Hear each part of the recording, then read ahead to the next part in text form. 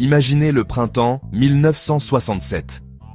Le soleil du Moyen-Orient caresse des terres millénaires, mais l'air n'est pas à la douceur. Une tension palpable, électrique, court de Damas à Jérusalem, du Caire à Amman.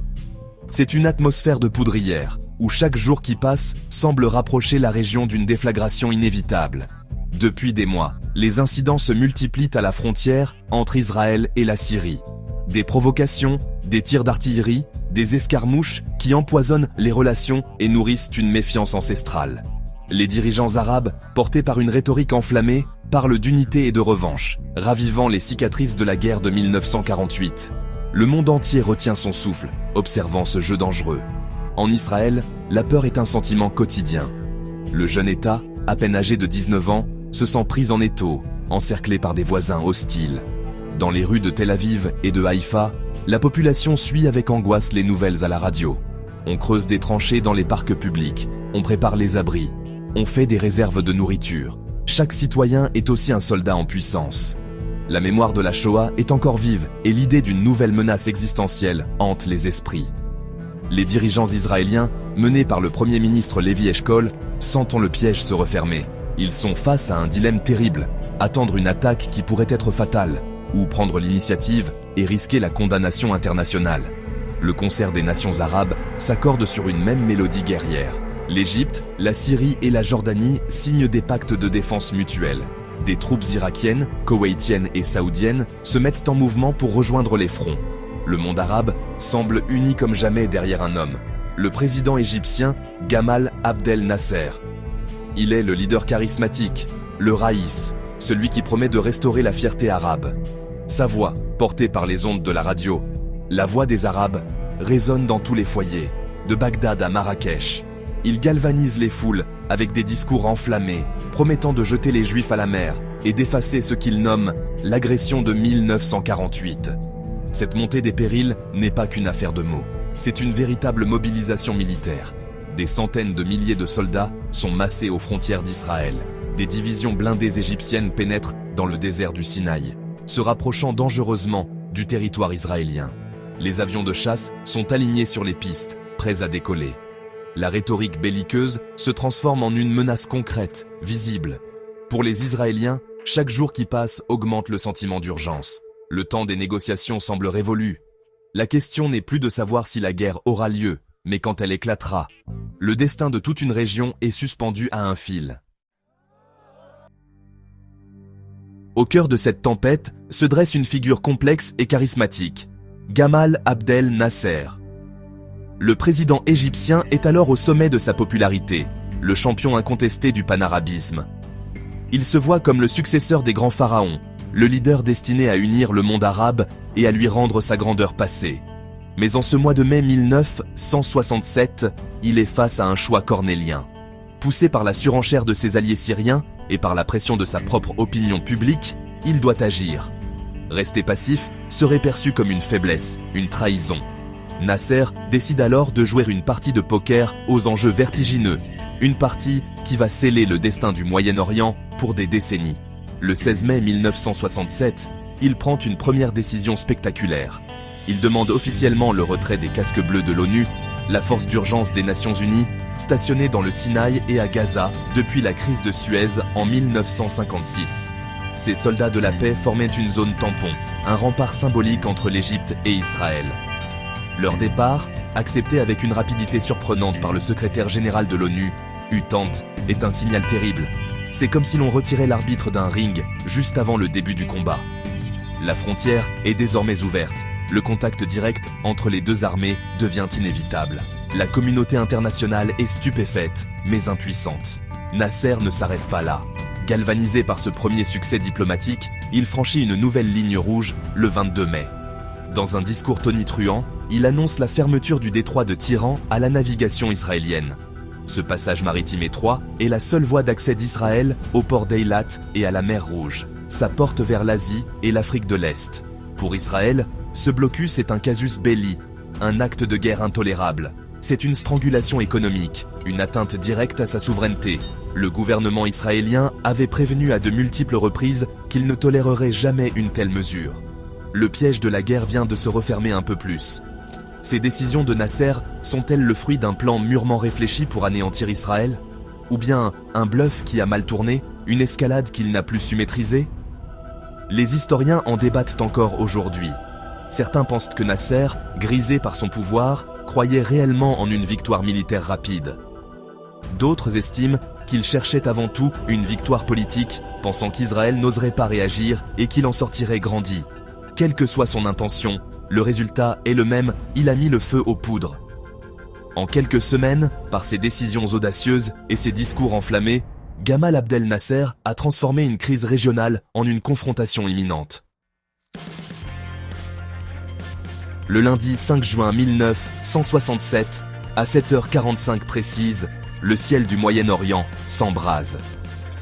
C'est le début de l'opération Moked, focus en hébreu. Un plan d'une audace folle, préparé dans le plus grand secret depuis des années par l'état-major israélien. Près de 200 avions de combat, la quasi-totalité de l'aviation israélienne, décollent simultanément de leur base.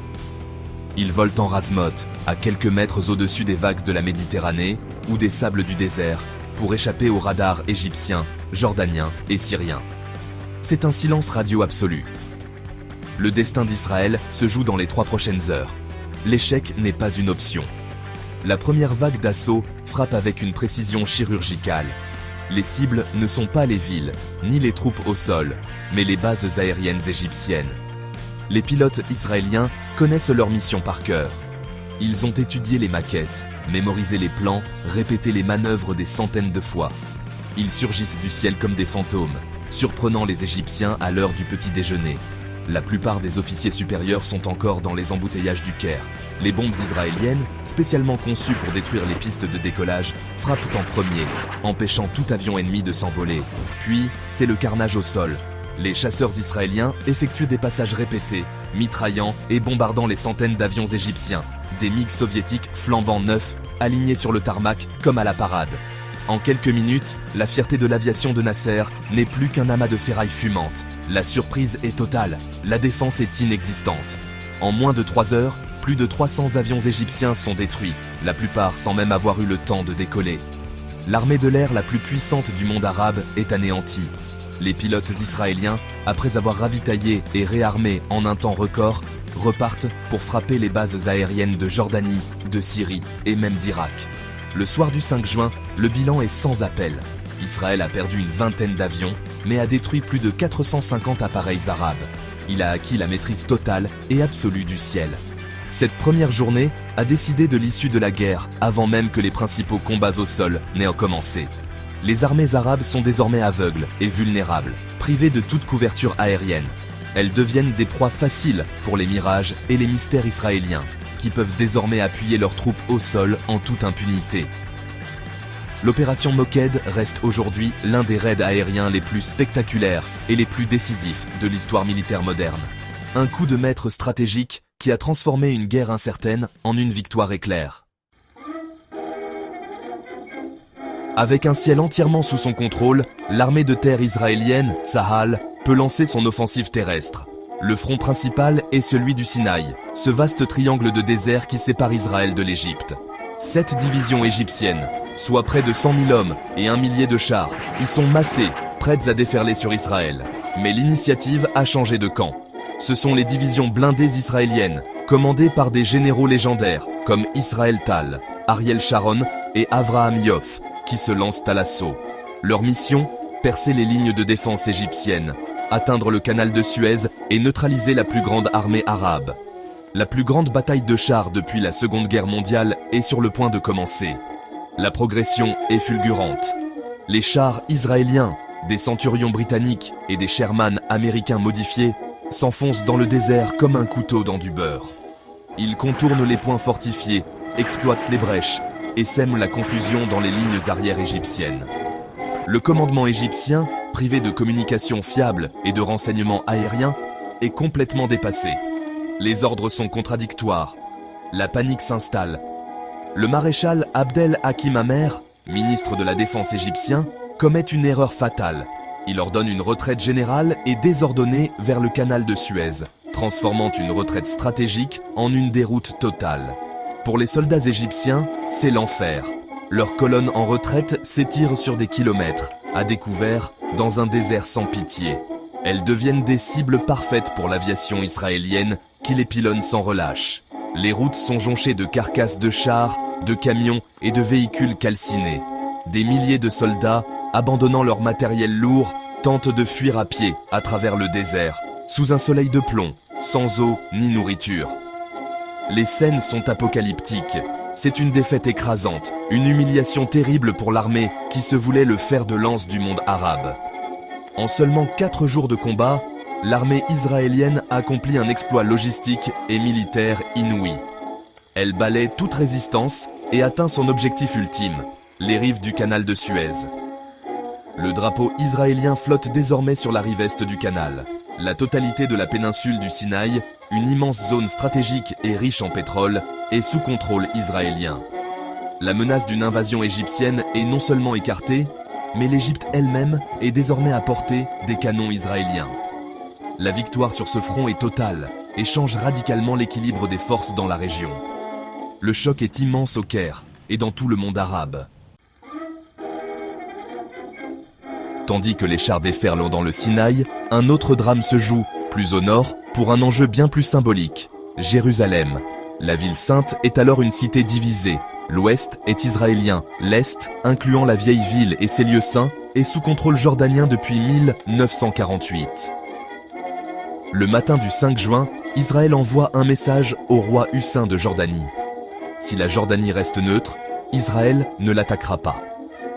Mais le roi Hussein, lié par son pacte avec Nasser et trompé par des rapports égyptiens triomphalistes annonçant des victoires imaginaires, décide d'entrer en guerre. L'artillerie jordanienne commence à bombarder Jérusalem-Ouest et d'autres villes israéliennes.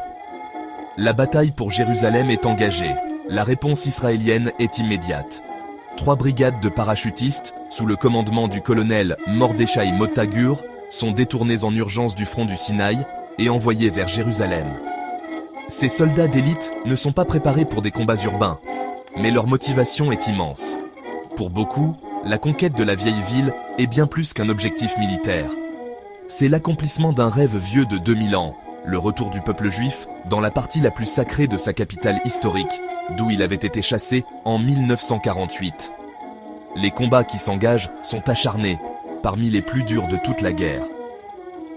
Les parachutistes israéliens doivent se battre maison par maison, rue par rue, contre les soldats de la Légion arabe jordanienne, des combattants courageux et bien entraînés. Les combats les plus violents ont lieu sur la colline des munitions, une position jordanienne lourdement fortifiée. La bataille dure des heures, au corps à corps, à la baïonnette. Les pertes sont lourdes des deux côtés, mais les Israéliens progressent, inexorablement. Ils encerclent la vieille ville, s'emparant du mont Scopus et du mont des Oliviers, qui offrent une vue imprenable sur les remparts dorés. L'assaut final est imminent. Le matin du 7 juin, le 3e jour de la guerre, le colonel Gur lance l'assaut final. Les parachutistes pénètrent dans la vieille ville par la porte des Lions. La résistance jordanienne s'effondre. La progression est rapide dans le dédale des ruelles. L'objectif ultime, le mont du Temple et le mur des Lamentations, est à portée de main. Un cri historique résonne alors sur les ondes radio de l'armée. Un cri qui fait vibrer tout un peuple. Har Habayit Beyadeinu. Har Habayit Beyadeinu. Le mont du Temple est entre nos mains. Pour la première fois depuis près de 2 millénaires, le lieu le plus saint du judaïsme est de nouveau sous contrôle juif. L'instant où les premiers parachutistes israéliens atteignent le mur des Lamentations est un moment suspendu dans le temps. Un de ces instants où l'histoire bascule. Ces jeunes soldats, le visage noirci par la poudre, les uniformes déchirés, s'arrêtent, saisis par l'émotion. Beaucoup éclatent en sanglots. Ils posent leurs mains et leurs fronts sur les pierres antiques, usées par des siècles de prières et de larmes. Ce ne sont plus seulement des combattants, mais les héritiers d'une longue histoire de souffrance et d'espérance. Le rabbin de l'armée, Shlomo Goren, arrive sur les lieux, un rouleau de la Torah dans les bras et un chauffard, une corne de bélier, à la main. Le son du chauffard retentit alors sur l'esplanade.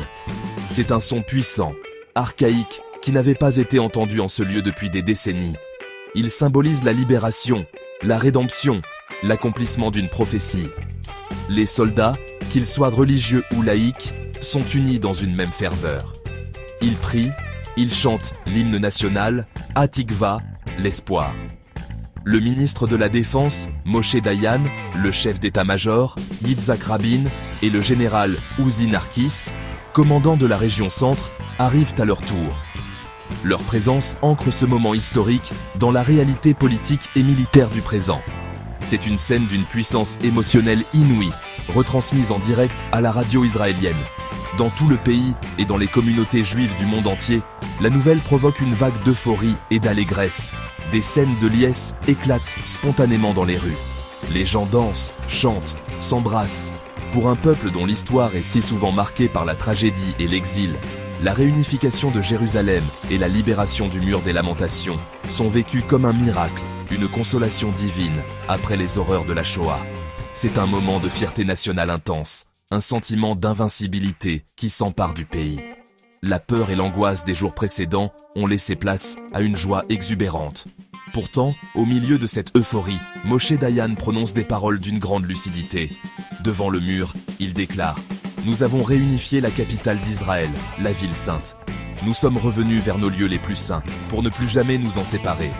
Mais nous tendons la main en signe de paix à nos voisins arabes. » Il ordonne également que le drapeau israélien qui avait été hissé sur le dôme du rocher, troisième lieu saint de l'islam, soit immédiatement retiré et confirme que l'administration des lieux saints musulmans restera entre les mains du Waqf islamique. Un geste d'apaisement qui montre déjà la complexité de la situation à venir. La victoire est immense, mais le défi de la paix l'est encore plus. Alors que les combats s'achèvent dans le Sinaï et à Jérusalem, un dernier front reste actif, le plateau du Golan. Ces hauteurs stratégiques dominent toute la plaine de Galilée, dans le nord d'Israël. Depuis des années, l'artillerie syrienne installée sur ces crêtes bombardait régulièrement les villages et les kibboutz israéliens en contrebas, rendant la vie des habitants impossible. Pour les Israéliens, le Golan est une épée de Damoclès suspendue au-dessus de leur tête. Le prendre est un objectif militaire et sécuritaire de première importance, mais l'opération est considérée comme extrêmement périlleuse. Les positions syriennes sont redoutables. Un réseau de bunkers, de tranchées et de champs de mines creusés à même la roche. Pendant les 4 premiers jours de la guerre, le commandement israélien hésite. Le ministre de la Défense, Moshe Dayan, craint de lourdes pertes et une intervention de l'Union soviétique, l'allié de la Syrie. Mais la pression des habitants de Galilée et de certains membres du gouvernement, comme Yigal Allon, devient irrésistible. Le 9 juin au matin, alors qu'un cessez-le-feu est sur le point d'être signé aux Nations Unies, Dayan donne finalement son feu vert. L'assaut est lancé. Des brigades d'infanterie et de blindés israéliens commencent la lente et pénible ascension des pentes abruptes du Golan, sous un feu syrien intense. Les combats sont d'une violence extrême. Les soldats israéliens doivent progresser mètre par mètre, à l'assaut de fortifications que l'on disait imprenables. Les bulldozers blindés ouvrent la voie aux chars, en dégageant des chemins à travers les champs de mines et les barbelés. L'aviation israélienne, maîtresse du ciel, joue un rôle crucial en bombardant sans relâche les positions syriennes, brisant leur morale et désorganisant leur défense. Malgré une résistance acharnée, les lignes syriennes commencent à craquer. Les soldats israéliens, galvanisés par leur succès sur les autres fronts, font preuve d'une détermination sans faille. En un peu plus d'une journée de combats acharnés, l'impensable se produit. Le 10 juin, l'armée syrienne est en pleine déroute. Les soldats abandonnent leur position et fuient en désordre vers Damas. Les troupes israéliennes s'emparent de la totalité du plateau du Golan et atteignent la ville de Quneitra. La route de la capitale syrienne, Damas, est désormais ouverte, à seulement 60 km de distance. À 18h30, le 10 juin, le cessez-le-feu entre en vigueur, mettant fin à la guerre des 6 jours. En 6 jours, Israël a vaincu 3 armées arabes et a complètement redessiné la carte stratégique du Moyen-Orient. La menace qui pesait sur les villages de Galilée a disparu. Le cessez-le-feu du 10 juin 1967 laisse le monde stupéfait. En moins d'une semaine, le petit État d'Israël, dont on craignait l'anéantissement, a remporté une victoire militaire d'une ampleur inimaginable. Les conséquences géographiques sont spectaculaires. La carte du Moyen-Orient est méconnaissable. Israël a plus que triplé la superficie du territoire sous son contrôle. Avant la guerre, le pays était une bande de terre étroite et vulnérable. Après la guerre, il dispose d'une profondeur stratégique considérable. C'est un bouleversement géopolitique majeur qui va définir tous les conflits et toutes les tentatives de paix pour les décennies à venir. Dans le détail, les gains territoriaux sont immenses. Au sud, Israël a conquis la totalité de la péninsule du Sinaï, prise à l'Égypte. Ce vaste désert, grand comme 2 fois Israël, constitue une zone tampon massive et donne à l'État hébreu le contrôle de la rive est du canal de Suez et des champs pétroliers du Sinaï. Il a également pris le contrôle de la bande de Gaza, un territoire densément peuplé de réfugiés palestiniens qui étaient sous administration égyptienne. Au centre, la conquête la plus symbolique et la plus complexe, la Cisjordanie et Jérusalem-Est, prises au royaume de Jordanie. La prise de la Cisjordanie, que les Israéliens appellent Judée-Samarie, est lourde de conséquences. Ce territoire est le berceau historique et biblique du peuple juif, mais il est peuplé par près d'1 million de Palestiniens. Israël se retrouve ainsi à administrer une importante population arabe, créant un dilemme démographique et politique qui perdure encore aujourd'hui. Enfin, au nord, la prise du plateau du Golan à la Syrie sécurise la frontière septentrionale d'Israël et met fin aux bombardements sur la Galilée. Ces nouveaux territoires sont d'abord vus par Israël comme un gage de sécurité, des territoires contre la paix à négocier. Les pertes humaines, bien que secondaires face à l'ampleur des changements territoriaux, sont également significatives. Israël dénombre un peu moins de 800 morts et environ 2500 blessés. Des chiffres importants pour un si petit pays, mais bien inférieurs aux craintes initiales. Du côté arabe, le bilan est catastrophique. On estime les pertes à plus de 21 000 morts, dont une majorité d'Égyptiens. C'est une défaite militaire, politique et morale d'une ampleur sans précédent. Le choc et l'humiliation, la Naksa, le revers, sont immenses dans tout le monde arabe et vont nourrir un désir de revanche qui mènera à la guerre du Kippour en 1973. La guerre des 6 jours s'achève sur une victoire militaire éclatante pour Israël, mais elle ouvre une ère d'incertitude politique qui n'est toujours pas résolue.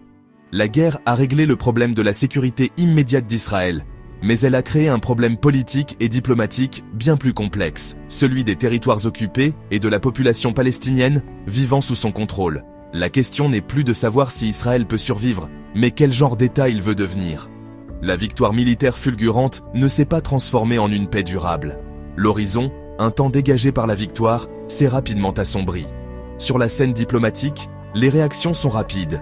En novembre 1967, le Conseil de sécurité de l'ONU adopte à l'unanimité la fameuse résolution 242. Ce texte, volontairement ambigu, deviendra la base de toutes les négociations de paix futures. Il appelle au retrait des forces armées israéliennes des territoires occupés, sans l'article L, ce qui laisse place à interprétation, en échange de la fin de l'état de belligérance et de la reconnaissance du droit de chaque État de la région à vivre en paix à l'intérieur de frontières sûres et reconnues. C'est le fameux principe de la terre contre la paix. Un principe simple en apparence, mais diaboliquement complexe à mettre en œuvre. La réponse du monde arabe ne se fait pas attendre. Lors du sommet de la Ligue arabe à Khartoum en septembre 1967, les dirigeants arabes proclament leur célèbre résolution des 3 non. Non à la paix avec Israël, non à la reconnaissance d'Israël, non à la négociation avec Israël. Cette position intransigeante gèle la situation pour des années. Israël, face à ce refus, commence à administrer les territoires conquis et le mouvement de colonisation juive en Cisjordanie et à Gaza commence à voir le jour, compliquant encore davantage toute perspective de retrait. La victoire de 1967 a donné à Israël des cartes à jouer, mais il n'y a personne en face pour jouer la partie. Il faudra attendre plus de 10 ans pour voir une première brèche. En 1978, les accords de Camp David, sous l'égide du président américain Jimmy Carter, aboutissent à un traité de paix historique entre Israël et l'Égypte. Israël accepte de rendre la totalité du Sinaï à l'Égypte en échange d'une paix totale et d'une reconnaissance diplomatique. C'est la première fois qu'un pays arabe reconnaît officiellement l'État d'Israël. Mais ce succès reste isolé. La question palestinienne et le sort des autres territoires, la Cisjordanie et le Golan, restent entiers. La guerre des 6 jours, ce récit épique de 6 jours qui ont changé le monde, a laissé un héritage ambivalent, celui d'une victoire militaire incontestable, mais aussi celui d'un dilemme territorial et d'une paix qui, plus d'un demi-siècle plus tard, semble toujours aussi lointaine.